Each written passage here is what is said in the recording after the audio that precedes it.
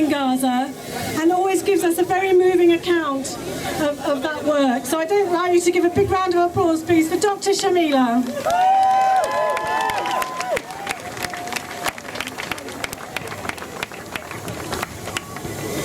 Bismillahirrahmanirrahim.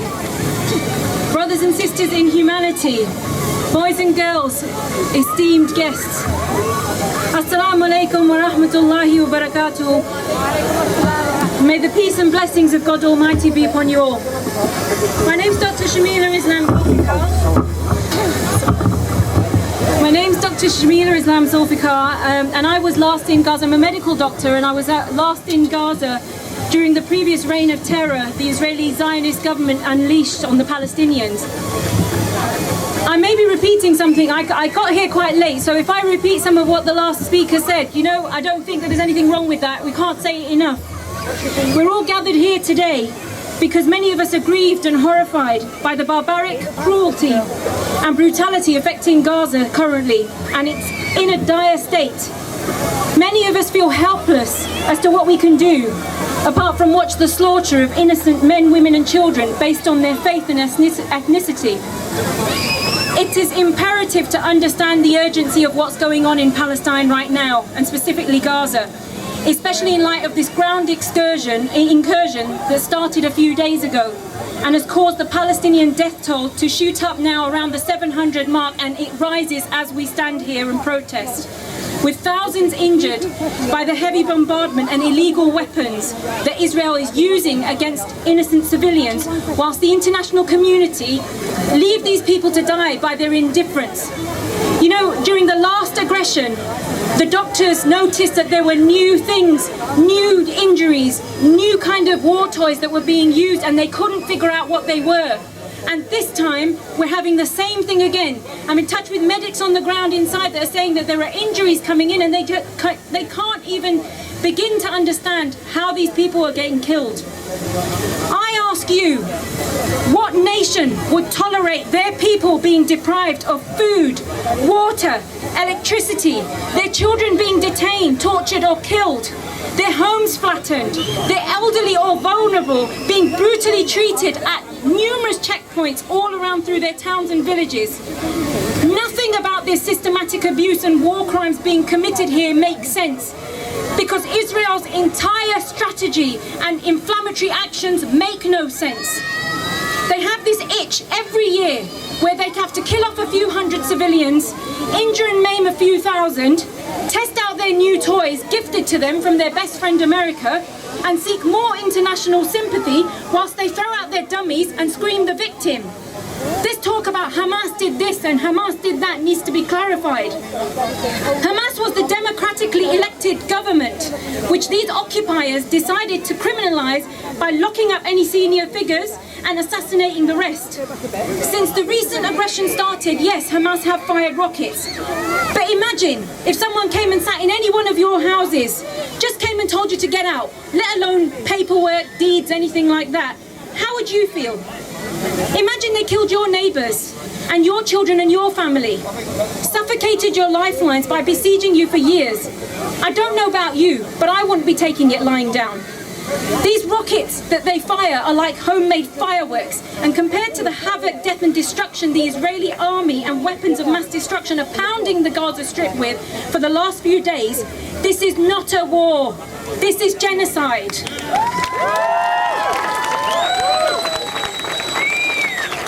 The Palestinians have no choice but to resist for their survival and for their people. As a humanitarian, we're opposed to all forms of violence, but I won't pretend to be naive and say that the Palestinians have no right to legitimately resist the injustices being done to them, because resistance means existence for these people. That's all they've known for 60 years. This problem didn't just start last week or last year or even the last decade. This oppression by the Zionist Israeli government has been going on for over 60 years, and be under no illusion, this isn't about Hamas, Fatah or any other Palestinian faction. This is about the brutal, illegal occupation of Palestine by the apartheid Zionist state. You don't have to understand the politics here. You don't even have to be a Muslim. You just have to be human and understand the dynamics.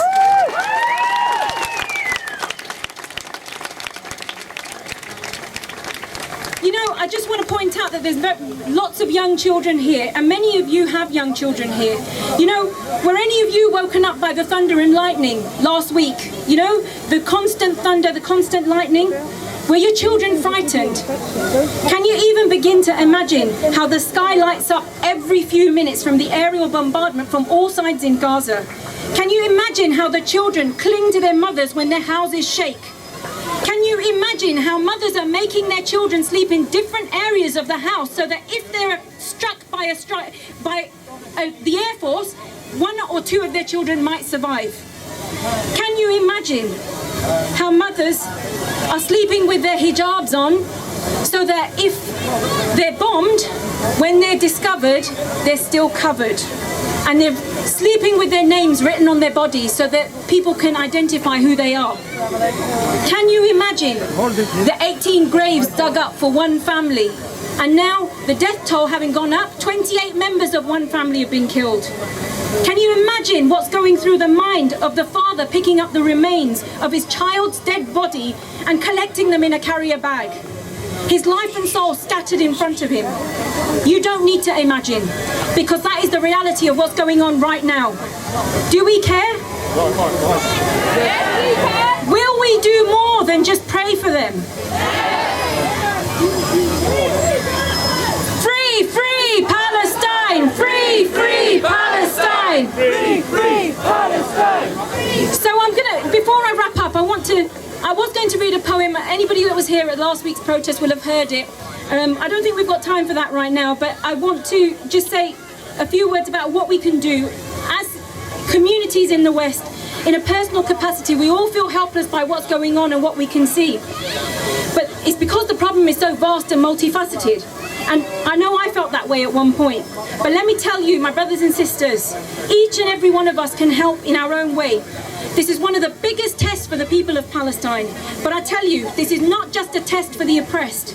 As a person of faith, I believe that we will all get asked what we did to help those people when they were being oppressed. By attending and supporting events like this, you're supporting the oppressed. By speaking up and protesting for them, for the voiceless, you're highlighting their plight and telling everybody their stories of tragedy. By writing to your MP and to other human rights groups, you're helping them, because even if freedom isn't decreed for the Gazans right now, it will be someday, God willing. And at that point, all the evidence and voices documenting the abuses will not ever save the aggressors. If we do not stand up as individuals for the truth, for what is right, believe me, we will fall for anything. And today it's the Syrians and the Palestinians and the Iraqis and the Afghanis and the people of Central African Republic. Tomorrow it could be us. Will the good deeds of today save us for what's going to happen in the future?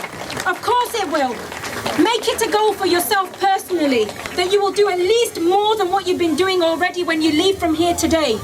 My 3-point rule is, number 1, raise awareness. Tell your families, tell your communities, tell them what's going on and tell them in your own networks. Number 2, actively fundraise any way you can. There are people collecting here today. The young and the old can do plenty. Sponsored walks, climbs, bake sales, events like this, practical help.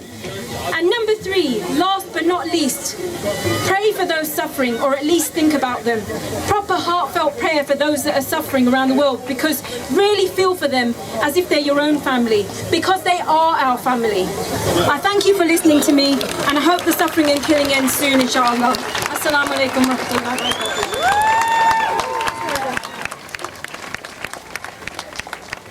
Thank you very much, Dr. Shamila.